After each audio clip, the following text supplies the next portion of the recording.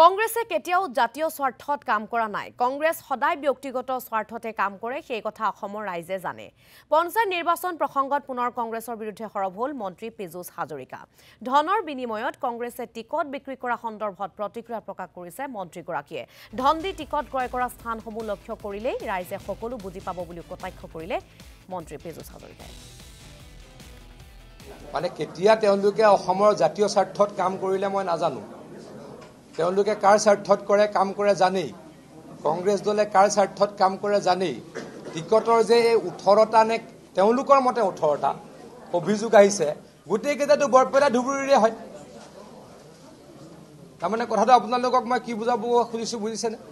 যি 18টা 20টা অভিযোগ তেওঁলোকে নিজে স্বীকাৰ কৰিছে যে টকা দি পেলাই টিকট দিছে মানে দুৰ্নীতি লাইসেন্স দিছে তাৰ এপি চেণ্টাৰবিলাক ক'ত হয় ৰূপহীত হয় ঢিঙত নহয় লাহৰীঘাটত নহয় বৰপেটা আৰু গোৱালপাৰাত বা ধুবুৰীত গতিকে ক'ত তেওঁলোকৰ সংগঠন শক্তিশালী ক'ত তেওঁলোকে কাৰ কাৰণে কাম কৰে সকলো ৰাইজে অসমৰ ৰাইজে জানে